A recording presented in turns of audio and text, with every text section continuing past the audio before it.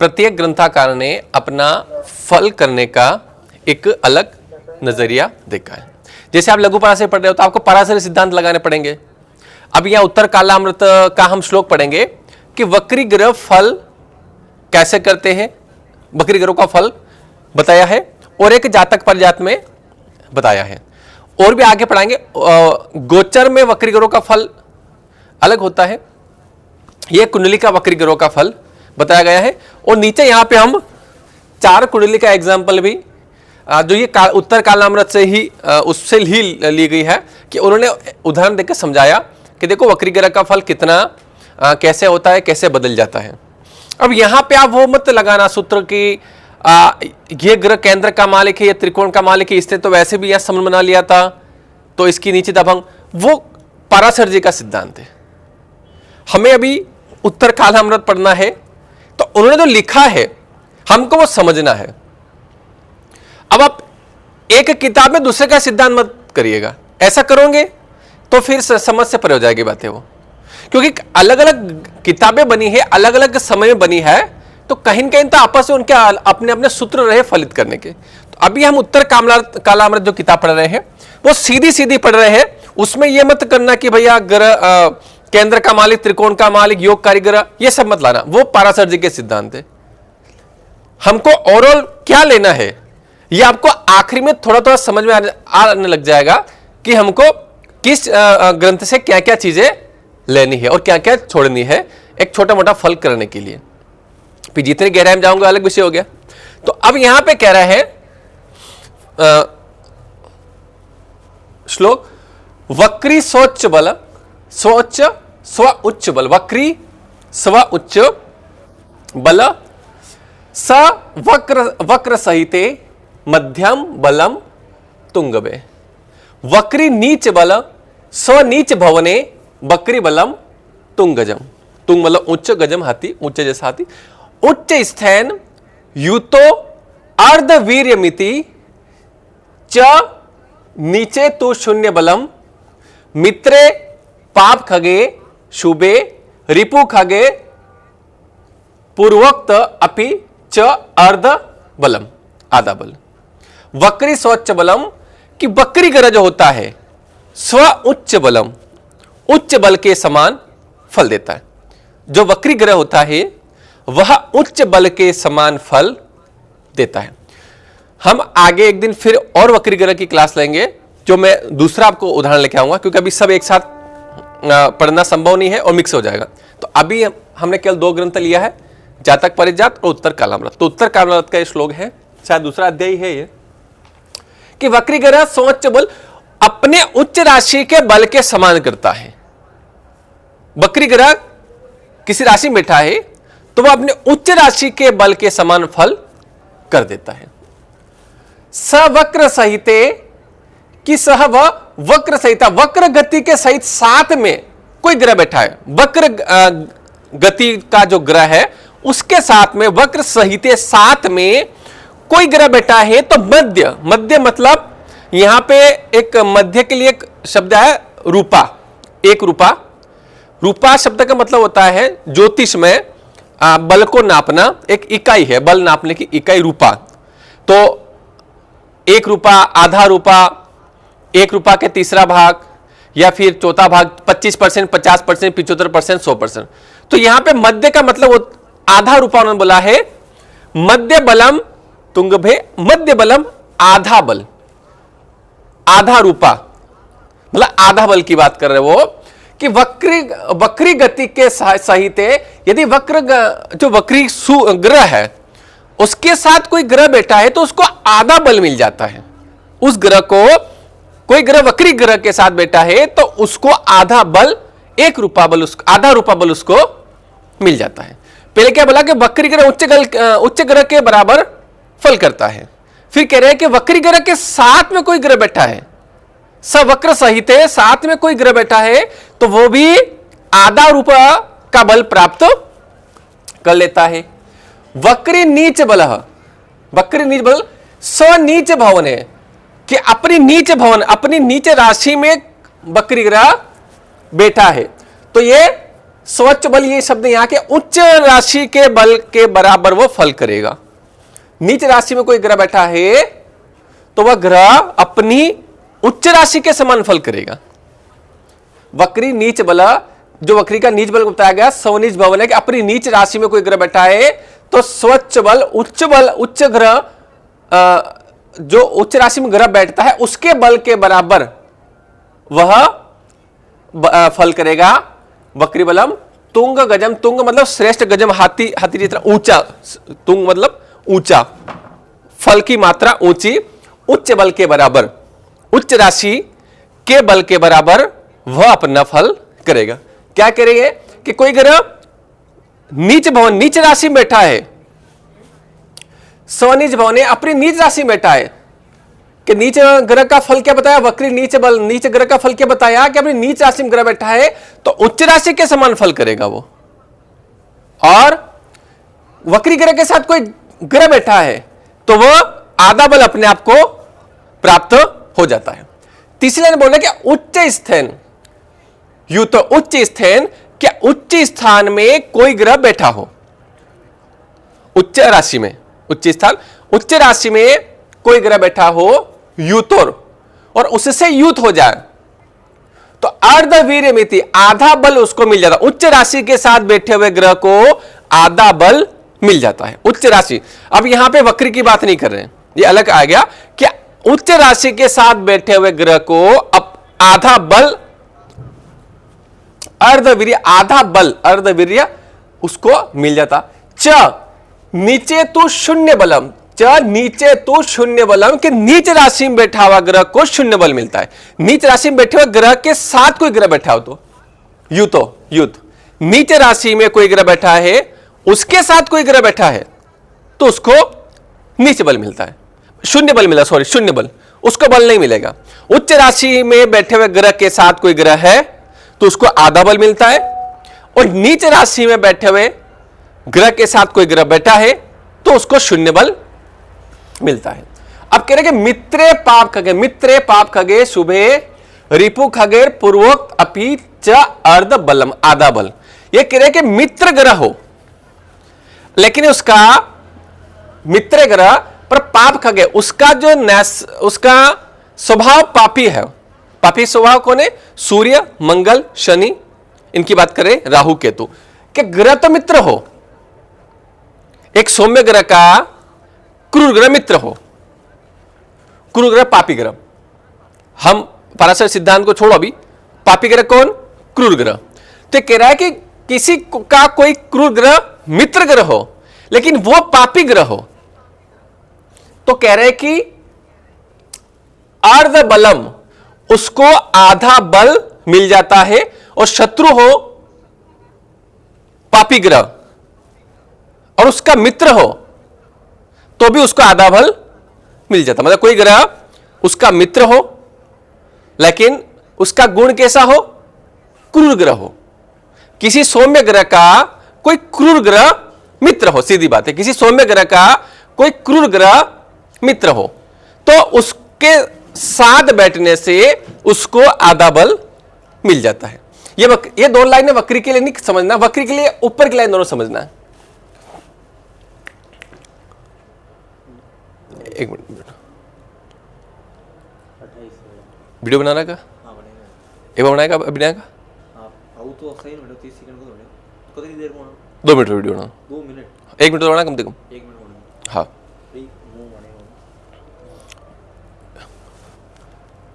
ठीक है। हाँ मैं एक बार उसको रिपीट कर रहा हूं। यह कह रहा है कि बकरी स्वच्छ बलम, कि भाई स्वनीच भवन, नीच भवन में बैठा हुआ ग्रह का फल कैसा होता है?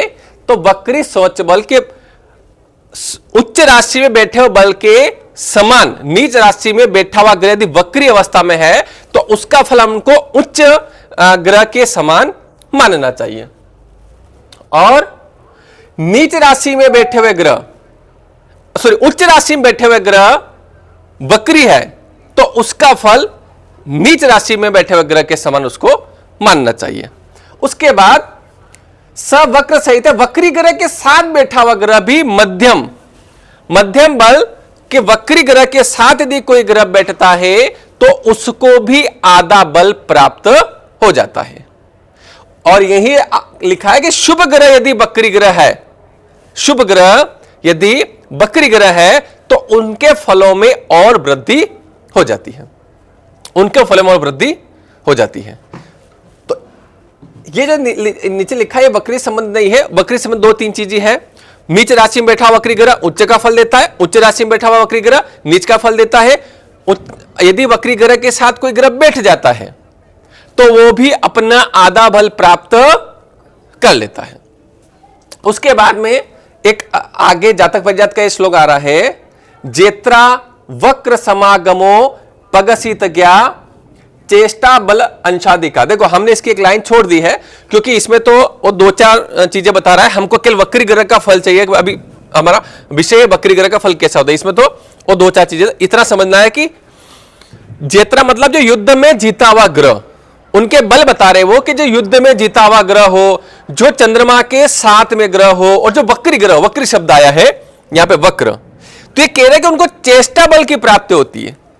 मतलब जो वक्री ग्रह होते हैं उनको चेष्टा बल मिलता है। जो षड्वर्ग कहे गए हैं, जो 6 वर्ग कहे गए हैं, उसमें से वक्री ग्रह को चेष्टा बल मिलता है। चेष्टा बल क्या होता है? चेष्टा बल होता है कि ग्रहों के गति के कारण उसको एक विशेष बल मिलता है जो ग्रहों के पावर को बढ़ाता है। जो ग्रह गति करते हैं तो पृथ्वी से जब वो ग्रह देखे जाते हैं उनका जो एक बनता है कोण, तो वक्री ग्रह जब होता है तो उसको एक विशेष बल प्राप्त होता है कि वो अपना फल देने में पूरा समर्थ हो जाता है। तो इसमें कह रहे कि वक्री ग्रह को चेष्टा बल की प्राप्ति होती है। वक्री ग्रह को चेष्टा बल की प्राप्ति, कि भाई जो युद्ध में जीत गया उस ग्रह को चेष्टा बल की प्राप्ति होती है। जो चंद्रमा के साथ में बैठा हुआ है उनको चेष्टा बल की प्राप्ति होती है। और जो वक्र ग्रह है वो उनको भी चेष्टा बल की प्राप्ति होती है। और जब षड्वर्ग निकालते हैं तो चेष्टा बल बढ़ता है तो ग्रहों का बल बढ़ता है। अब इन्होंने उदाहरण दिया है एक एक करके। यहां पे सबसे पहले इन्होंने एक पत्रिका रखी है, उत्तरकाल और अमृत की पत्रिका है। इसमें बताया गया कि भाई इसको संतान के बारे में जानकारी बताई गई। देखो वृश्चिक लग्न की पत्रिका है, वृश्चिक लग्न की पत्रिका है। पंचम का मालिक गुरु द्वादश भाव में गया है। पंचम का मालिक गुरु कहां गया है? द्वादश भाव में। और अपने से अष्टम में गया, वो अपने से अष्टम में। और गुरु नीच का है, एक गुरु शत्रु राशि में, तुला राशि में गुरु शत्रु राशि का है। उसके बाद मंगल दृष्टि डाल रहा है पंचम भाव पे। मंगल की क्रूर ग्रहों की दृष्टि किसी भी जगह हो तो खराब फल करती है। अभी पाराशर जी के सिद्धांत साइड में रख लेना। मंगल ग्रह की दृष्टि पंचम भाव पे क्या होगा? संतान के लिए हानिकारक। पंचमे द्वादश में है शत्रु की राशि में, क्या होगा? हानिकारक है। लेकिन ये कह रहे हैं कि यहां पे गुरु वक्री है। शुभ ग्रह वक्री होता है तो अपने फल को बढ़ा देता है, वो अपने फल को दे देता है। तो अब भावेश पंचम का मालिक गुरु वक्री है, तो अब इन्होंने क्या ये कह रहे हैं, ऐसे इसको संतान नहीं होनी चाहिए। भाई मंगल की दृष्टि है, पंचमे शत्रु की राशि में है, द्वादश भाव में बैठा है, त्रिक भाव में गया हुआ ग्रह है, तो यहां पे संतान की प्राप्ति उस व्यक्ति को नहीं होनी चाहिए। उसके बाद केतु की दृष्टि भी है, मंगल की दृष्टि, और गुरु अपने से भावेश, कोई भी भाव का मालिक अपने से आठवें, जो धीरज जी ने बताया आठवें बारे में जाता है तो वो ग्रह कमजोर होता है। तो यहां पे पंचमेश गया अपने से अष्टम में, तो मतलब कुल मिलाकर संतान संबंधित समस्या आनी चाहिए थी। पर वो उदाहरण देकर देखो यहां पे गुरु वक्री ग्रह होने से शुभ ग्रह यदि वक्री होता है तो अपने फल में वृद्धि कर देता है, इसलिए संतान दे दी। इसको 2 बालक और 1 लड़की है, जो कि कुंडली देखने से ये लग रहा है कि भैया मंगल की दृष्टि है, भावेश कमजोर है, संतान नहीं हो सकती, पर यहां पे संतान हो गई। अगला उदाहरण दे रही है,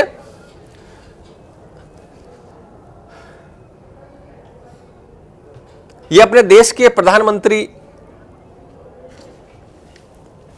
ये सेकंड कुंडली जो इन्होंने दी है, ये इन्होंने दी है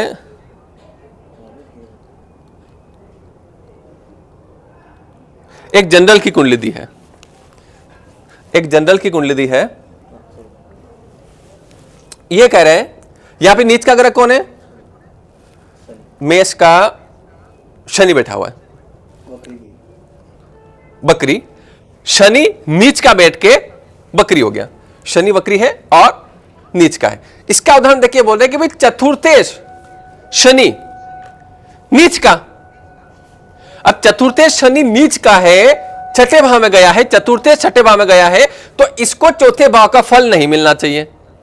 चतुर्थेश छठे भाव में गया है, नीच राशि का गया है, इसको चौथे भाव का फल नहीं मिलना चाहिए। पर ये कह रहे हैं कि शनि बकरी हो गया है, नीच राशि में शनि बकरी होने से अब इसको उच्च जैसा फल मिलेगा। तो बोले इसके बाद जमीन जायदाद मकान माता सुख सब कुछ मिला इसको, उसमें लिखा है कि सब कुछ मिला इसे, क्योंकि शनि नीच का छठे भाव में है, लेकिन वो क्या हो गया है? वक्री हो गया है। तो अब ये वक्री क्या कर रहा है? उच्च का ग्रह का फल कर रहा है। अगली कुंडली ली इन्होंने, ये अपने देश के प्रधानमंत्री जो 2-2.5 साल गुजरात के रहे, मोरारजी जी देसाई, उनकी कुंडली का इन्होंने बताया कि वो राज्य मतलब सेनापति भी रहे, क्रांतिकारी भी रहे, राजनेता भी रहे, सामाजिक सेवा भी इन्होंने की है। उनका जीवन उतार चढ़ाव और राजनीति में बहुत उतार चढ़ाव उनके जीवन में आया है। तो कह रहे हैं कि राजनीति का कारक ग्रह कौन है? मतलब भाव, दशम भाव से राजनीति देखी जाती है। दशमेश कौन है? गुरु। गुरु उच्च का बैठा हुआ है धन भाव में, अच्छी स्थिति है। गुरु दशमेश धन भाव में बैठा हुआ है, तो जो कर्म का मामला है वो अच्छा होना चाहिए। लेकिन कह रहे हैं कि उच्च का गुरु है, पर वो हो गया बकरी। गुरु यहां पे कर्क का है, लेकिन वो हो गया बकरी। तो बोले बकरी होने से इनके कर्मों में बहुत उतार चढ़ाव आया, कहीं कहां रहे, कहां जेल में तक पहुंच गए, कहीं कहीं रहे।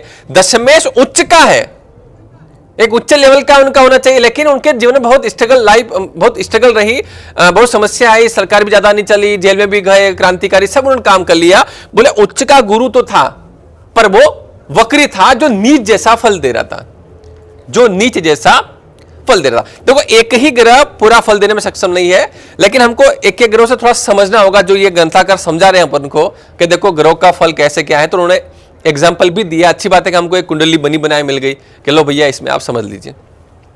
तो मोरारजी जी की पत्रिका है जो प्रदेश के 77 से 79 या ऐसे कुछ 75-80 के बीच में रहे, वो 2.5-3 साल के लिए, 2-2.5 साल के लिए गुजरात के थे वो, और मुख्यमंत्री भी रहे वो उस समय। तो बोले कि उनकी लाइफ में कितना उतार चढ़ाव आया कि दशमेश उच्च का है गुरु धन भाव में, लेकिन वो वक्री है तो नीच जैसा फल वो कर रहा है।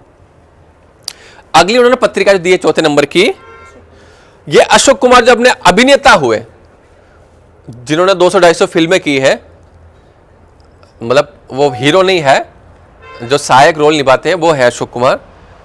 तो यहां पे भी उन्होंने शनि की महिमा का बताया कि शनि चौथे भाव में बैठा है नीच राशि का, शनि चौथे भाव में बैठा है नीच राशि का। अब शनि ग्रह चौथे भाव में बैठा नीच राशि का, तो उनको नहीं मिलना चाहिए वही जमीन मकान वाहन मकान सुख नहीं मिलना चाहिए।